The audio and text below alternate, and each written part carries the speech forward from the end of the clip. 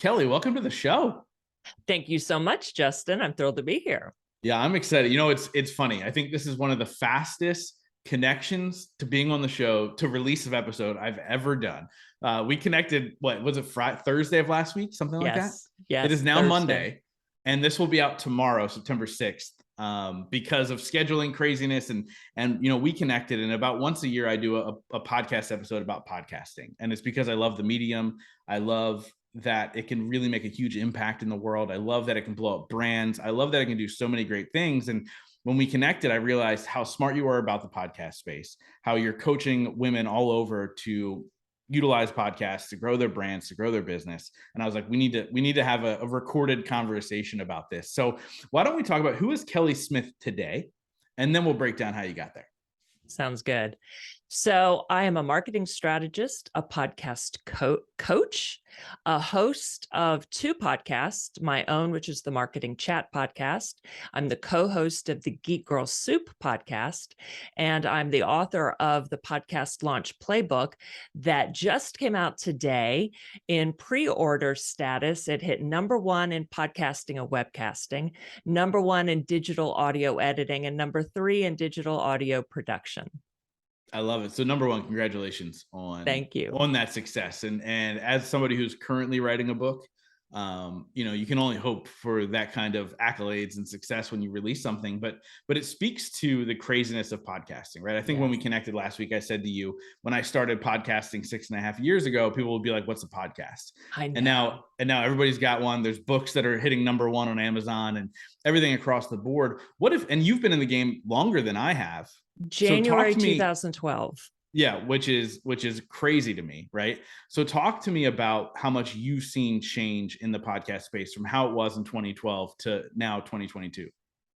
So you didn't have as many options in 2012 for hosting a podcast. Now you have so many options. It is so much easier. Podcast hosting websites. So, the free website you would get with the hosting provider, terrible. Oh my God, they were so ugly.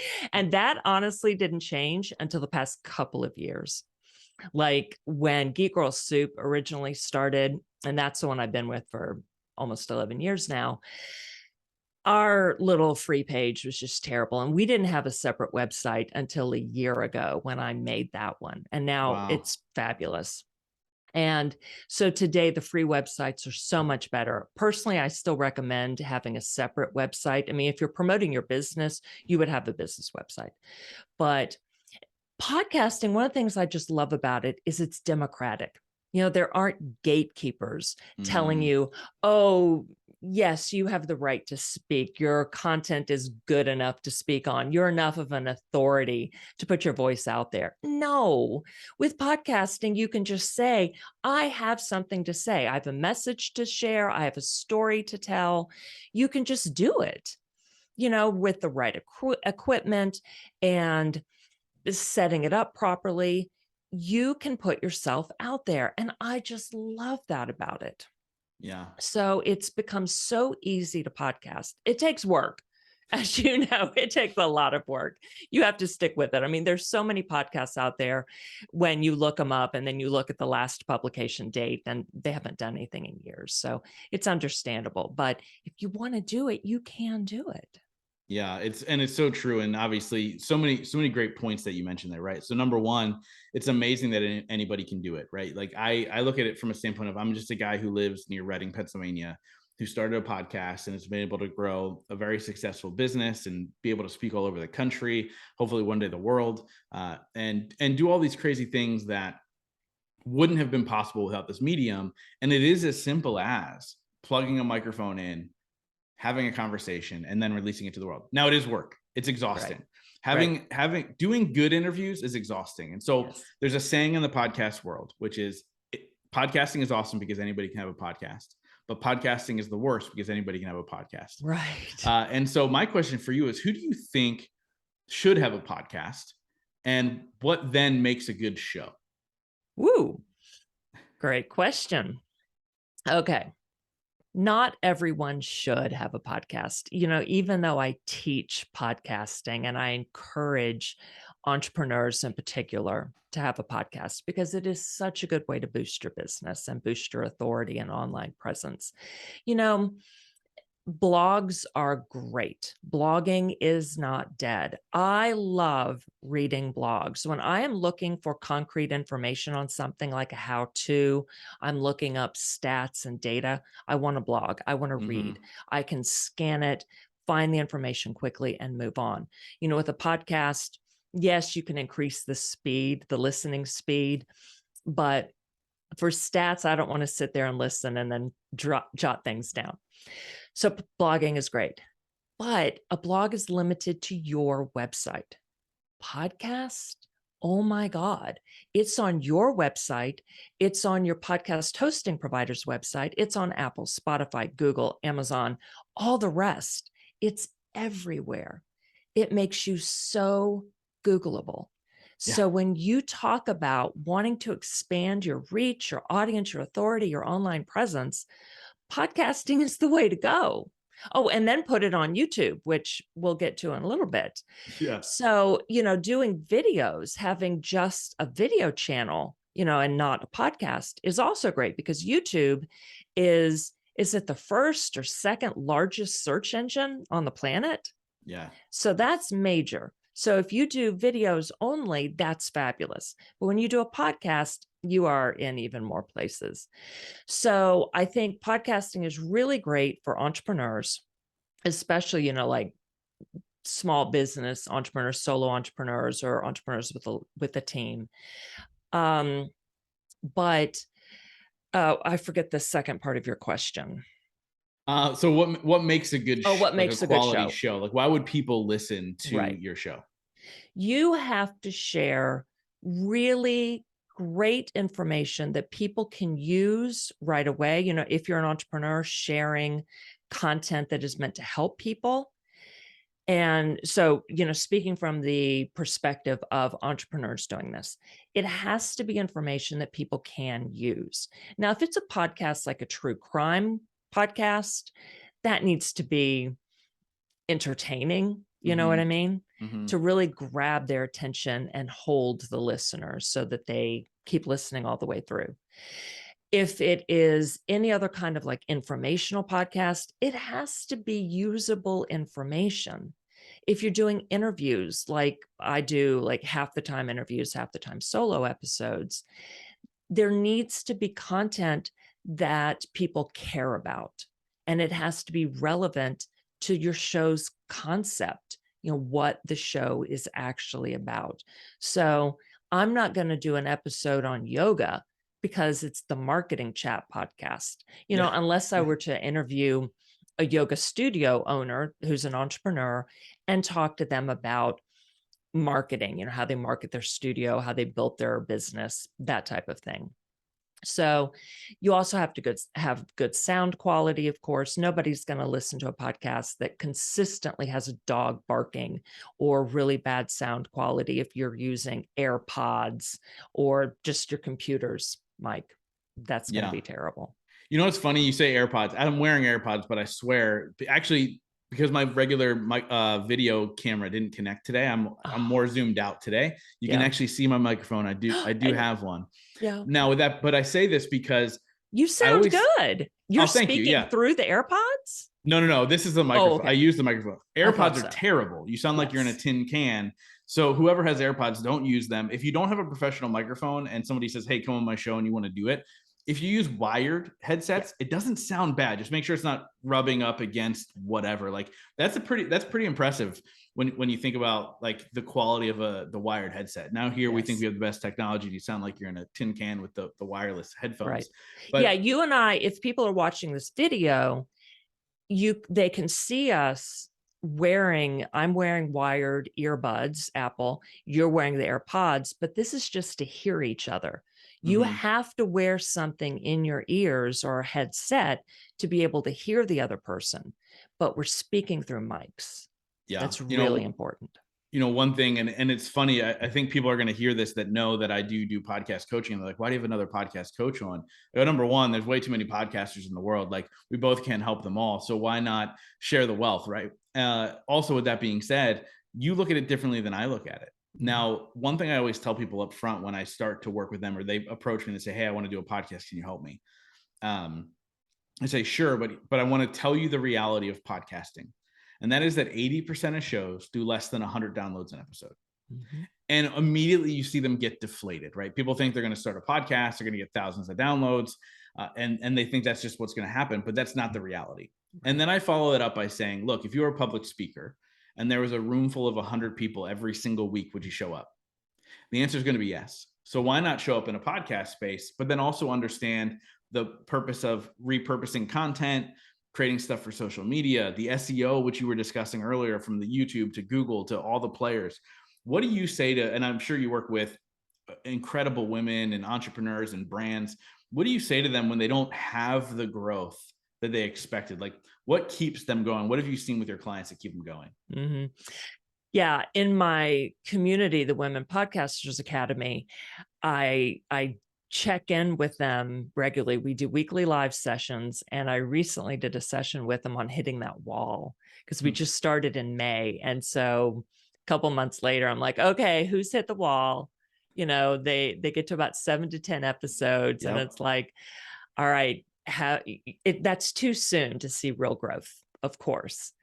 And so you start to get deflated. So many podcasters quit at 7 to 10 episodes. That's like the norm. Yeah, I think they say Like, something like 78% or something. Like, it's a crazy number. yeah. So I'm like, y'all can't quit. And they didn't want to yet. And that's the benefit of, like, having support, being in any kind of community. Join a community on Facebook of Yeah. other podcasters, because when you can talk to other people, it's just so helpful. And the podcasting community is so supportive. Reach out to other people so that you can get that sense of community and talk to other people about, how did you grow your podcast? What did you do when you got to that point, or did you ever get to that point of wanting to give up? Don't give up, try other techniques.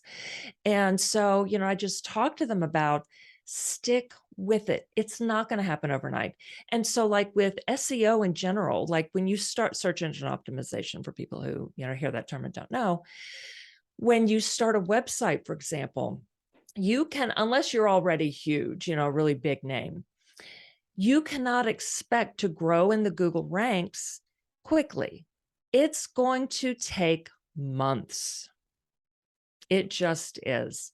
Yeah. Same with your podcast. Again, unless you are already huge, it takes time. You have to keep at it. You have to keep publishing episodes regularly, frequently. I tell people weekly. Yep. I do Consistency is 2 key. episodes a week. Mm. Let me. I've done the 2 episodes a week. It gets it's exhausting. exhausting. It I can't is. talk about how much work actually goes into it, and Yeah. I'm not downplaying it. I love every conversation I have. I love everything that I'm creating. And there was a long time. I mean, I didn't see growth past an average of 100 downloads an episode until 60 something episodes, Mhm. right? So you figure consistently for over a year, I showed up every single Tuesday. Now, of course, there were hiccups in the beginning, right? I didn't understand Right. that like I could actually pre-schedule episodes. So sometimes the episode would Oh, come out at 7 a.m. Sometimes it would come out at 7 p.m. right. Right. But it was always on a Tuesday, and it was the release just like that. And now it's very consistent. And other than this, it's usually planned out. I swear I have Yeah. 4 interviews this week, and then I'm back into a cycle. Yeah. But when we look at all these things, right? You mentioned being consistent and putting it out there. Now, do you see, just from your own, and this is just my own curiosity, from your own experience, how important is SEO in show notes and stuff like that for people to find your show? And then do you see the importance of like consistency from episode to episode, or what's your take on that? So SEO is really important. So the first thing that I suggest is having episode titles that are very clear and tell what the episode is about. So don't use cutesy titles that give no indication of what the episode is about. First of all, that's not searchable, even within like Apple Podcasts or Spotify. And if someone follows your podcast, even then, what does that say to them? you still want them to listen to the podcast because you've got a call to action in the podcast, in the episode, most likely. So you need them to listen. And if the title is too cutesy, they're not going to know what it's about. And a lot of people don't click on the episode to read the description, to read the show notes. Yeah, very rarely. So use titles that have some keywords in it, or, one main, that's all the title's going to be, one long tail keyword, a keyword phrase. Yeah. And then the show notes too, that's going to have keywords in it. The podcast description needs to have keywords in it. The description for the trailer needs to have keywords in it. And of course, all that goes on your website as well. And ideally, the podcast name, not in every case, because names are being taken up left and right. We're running out of good podcast names, Yeah. but if you can have a name that gives an indication of what the show is about, that's ideal, so that people just know from looking, or have an idea from looking at it. And if the show name can't tell what it's about, then have a name that's intriguing enough that they will feel compelled to click on it to read the kick-ass description. Yeah. And it's true. You look at that, and it's amazing how little thought people will put into their podcast title and their podcast graphic, right? Yeah. Obviously, owning a podcast branding company, we have these conversations constantly of like, how are you standing out? People will spend thousands and thousands of dollars to design a book cover to stand out amongst all the other books on a bookshelf. Well, when you're scrolling through iTunes or Spotify or wherever and looking for a podcast, guess what it is? It's like looking at a book. Yes. And I love, and you and I talk about the same thing when we talk about, okay, the title, and then make sure once they get inside, the content covers what the title tells them it's going to be about. Like it's amazing how many times I click on a show that I think is about cooking. This is a terrible example, but you click on a show that's like cooking, and they go inside and they're talking about business, or they're talking about, relationships, or they're talking about whatever. I'm like, this is not what I came here for. Right. And so what do you say to people when they do start to get that burnout of, I'm just so sick of talking about the same thing every single week? What do you say to them to keep them motivated and going? Because I know podcasters are listening to this being like, oh, Justin, I just wish that I had, an iota of the success that you've created, because I'm just burnt out. So what do I do? So when they're having a problem saying like, I'm tired of talking about the same thing all the time, that's content creation. I totally understand. And I think that's one of the big reasons that people even hesitate to start their own podcast, because they're like, you're talking about doing this for years. What can I talk about for years? Okay, well, why did you get in business for yourself? The thing you're in business to do is what you're going to be doing for years. So it should be something that you love talking about. So it's not that there are infinite topics, but there are infinite variations of topics. I love that. Yeah. I recommend creating a content calendar, starting out with 12 weeks. So 12 topics, you can easily do that. And what people tend to start out with are huge topics, how to start a podcast, for example. Okay, that's massive. That's too big for one episode. Yeah. So you break that down, I can get a couple dozen episodes out of that one theme, is what that turns into. So you keep doing that. You write down anything you could think of, and you write down like, what problems do your clients come to you with? What are the most common questions you get? What are your solutions? Now, you don't give away everything. You have to keep things that you work on in your courses and in your coaching, your private clients, all of that. But you just write down everything you can think of, and then break it down even more, because your episodes don't have to be an hour long. They can be 20 minutes, 30 minutes, whatever. You can do mini episodes, so you've got things you can talk about. You can repurpose old episodes and again, do variations on that. You can bring guests on and have them talk about their areas of expertise, very specific topics, even if they're variations of things you've already done. So it's possible to go on for years. You just need to rethink and keep doing that brainstorming. And it can be fun. I know it seems daunting, Yeah. but I like coming up with topics. I get stuck too. I totally do. My content calendar right now is scheduled out through the end of April.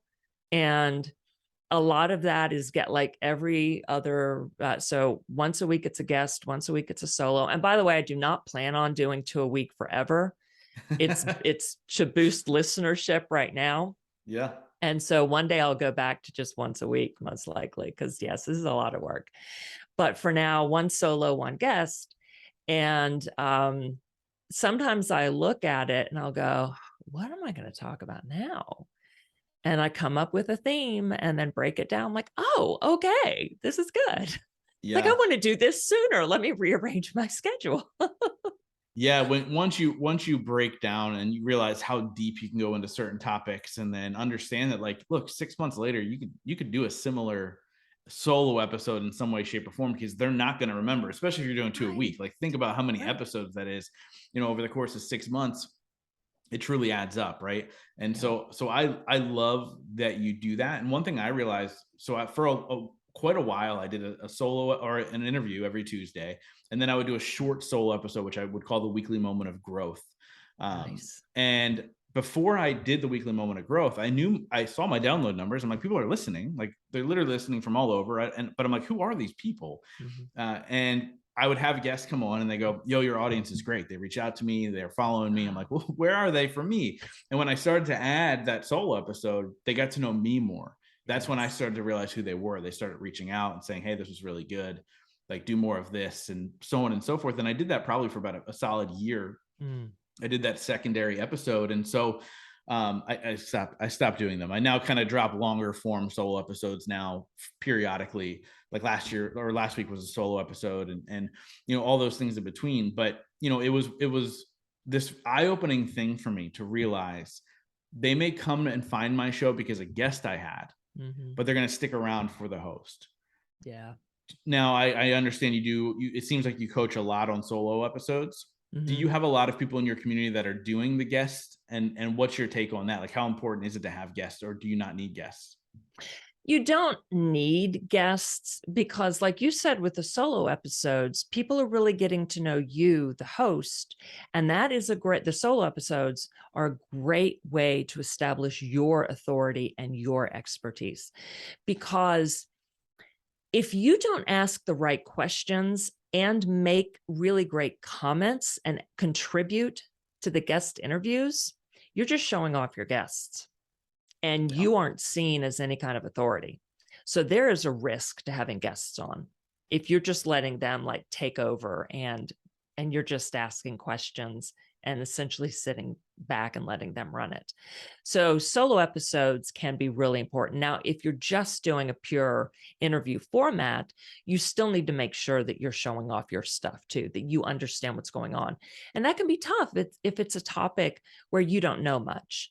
So do your research, plan ahead, research the guest, research their topic. And I've had to do that with a few of my guests' topic, where it's something that I just don't know a whole lot about.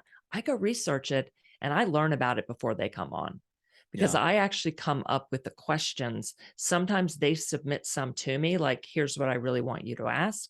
And I still come up with other questions and I'm ready to comment on it. I love it. I love it. Now, it's interesting as we break down podcasting, and we've seen it change so much over the last, 6.5 years for me, 10 years for you. It's a completely different ball game now. I think the approach needs to be different.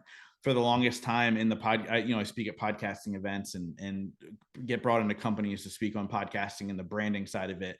And I always used to have, and I can still do the talk now, but it's the 5 ways to grow your podcast audience, which used to 10x audiences. Like, you do these 5 things that 10x is your audience. Right. It doesn't work as efficiently anymore because it is a crowded space at this point, right? There's a ton of celebrities now in the space, and it just kind of depends. You didn't used to see that, the celebrities. It was a lot easier for regular people to grow their audience because there were no celebrities doing it. Right. Now, I never niched down when I started. Mm-hmm. I didn't have to because it wasn't a crowded space. So now, yes, my topic is growth, but that's a broad topic, right? Like I didn't have to niche down in order to grow my show. I really believe in the power of niching down now. What Yes. does that mean to you? Because I have a different view of niching, I think, and I just want to Mhm. see where your thought is about what does niching down mean. Okay. So picking your ideal listener and the problem, since we're talking about entrepreneurs well, I am anyway, the, the pro- sort of the problem that you solve for them, the particular solutions that you're offering, or at least the guidance that you're providing for them, is how I Mm. look at niching a podcast when it comes to entrepreneurs starting a podcast. How Yeah, about you? and How do you no, view it? I love that take and the idea of who are you speaking to, Yes. right? Like you're okay. You said my ideal customer to me because people are like, well, I want to talk about a broad range of things. I go, you can, as Right. long as you're speaking to a niche person. And so Right. my whole thing is like identify the person you're speaking to and then go, what do they need? So you're Right. saying identify the person you're speaking to and then solve their problems, right? Okay, aka what do they need? So very much a Right. similar thought process of like, cool, you don't have to necessarily get bored if you're a nut and bolts company always talking about nuts and bolts. Right. There's other things in that space, but make sure you're speaking to a specific person because guess what? There's Absolutely. not just one of those people. Um, Right. and so I always say, like, look, if you truly want to grow your show and you're in it for the long game, speak to that one person. Guess what? That one person hangs out with 10 other people exactly like them. Mhm. They're going to tell them about the show, and then that'll continue to grow your show, maybe slowly, but it will Mhm. grow organically over time. Is that kind of your thought process as well? Absolutely. When you try to appeal to everyone, you end up appealing to no one. It's just too broad. And I know that people really hesitate with niching because they're like, yeah, but my podcast would be good for everyone. Everyone needs these, what I'm talking about. And they feel like they're just excluding this huge market. And so for me, like the Marketing Chat podcast, I mean, that's huge. Yeah. And so I could say, oh, entrepreneurs at all levels of marketing can use this. No, no. I am appealing to entrepreneurs who have been in business for a few years and some new ones. I do Mhm. share topics that are for brand new entrepreneurs, but it's mostly people who've been in business for 1 to 3 years. So that's a tight niche. That's tight enough, and yeah, to be this one ideal listener. Yeah. And I'm not appealing to entrepreneurs who have been in business for 10, 15 more years. That's not my ideal listener. Yeah. Now I love that you are helping women podcasters. When we chatted Hmm. last week, I said we need more women in the space, Yes. and I'm talking about women who truly embody this podcasting thing, right? Like there's plenty. I mean, I go to Podfest and it's probably 60-40 and 40% women are there. Yeah. But I want more and more women to step up into this space and have a voice and be able to speak up. Look, I was raised by a mom and I have 2 older sisters. I think women are super important for this world and they need to speak up more. I've got Yes. great women clients, people like Natalie Jill and Lisa Nichols, and just amazing people Yeah. who are trying to go, I've got a voice here too. So what was your thought process behind helping women? Because I Hmm. love that you do that specifically. Hmm. So my clients in general, like when I was working as a website designer and marketing strategist, just doing those things, I was getting questions from my clients and colleagues about, so how do you start a podcast? Can you recommend a course? I can tell you how to start or how I started my podcast. And no, I can't recommend a course. I've never done one. And I got that question enough that I'm like, shoot, I'm going to start my own course. And then I'm just going to coach people privately. And why women? Because those are my clients. And because that's mostly who I hang out with. And because Yeah. I want more women in the podcasting space because there aren't enough for sure. There definitely aren't. And it needs to be more and more. And I'm glad that we are seeing more and more, over time. I mean, 6.5 years ago, I was like, where are the women? And then Yeah. even on the guesting side, Hmm. it's interesting. I find it hard, and maybe it's because of the circles I run in, but I find it hard to get the right women on my show. Hmm. And so I'm empowering women right now who feel like they are ready and they have a message to even guest on podcasts. Go do it. Put yourself out there. Like I can't explain it, and I wish I could. I'm not a psychology major, but put yourself out there. Like get your name out there. Get on more shows. Be heard. All Yeah. important on both ends. Get the show. Work with Kelly. Do all the good stuff. So I'm going to ask you a question, but I'm going to spin it a little bit differently. I normally ask a 2-part question to every single guest. I'm going to ask you the same question, but I'm going to niche it down. Okay. And so the first part of the question is, what is your definition of success? But I'm going to say, what is your definition of success in podcasting? Okay. And then the second part of the question is, what are 3 things you do every single day to ensure that success for yourself? So this is just in the podcast space. I'd love to hear your thoughts. Okay. My definition of success in podcasting. Okay. This is just for me because, yeah, since you asked this of everyone has to define it for themselves. So reaching however many listeners I have. And so let's say I'm happy when I reach one person per episode and give them the help they need in that moment, whatever that episode is about. If they need, they listened to that episode because they needed something from it. So I'm happy if I help that one person. Now, unless they email me or leave a comment on my website or on YouTube, I don't know if I helped them. So I imagine that I did, because when I see the downloads, then I'm imagining I helped the one person. I love it. So that's my definition of success for the podcast. And 3 things that I do every day to ensure that success. I pretty much work on the podcast every day. I set aside a day, I time block and I schedule time in my calendar for specific days that I do specific things. But I am posting on Instagram and LinkedIn. Those are my 2 main social media platforms. So I share the podcast. I am constantly working on content. Even though my content calendar is scheduled really far out, when I get an idea for an episode, I'm writing it down and I'm taking notes right away, even if that's going to be for next May, even if that's when I'm scheduling it. When I get an idea, I'm going ahead and taking notes and jotting it down in the calendar. And then I am working on the guest episodes. I'm researching or I am going ahead and writing the outline and sending that to them. So it's a lot of working on content and then sharing.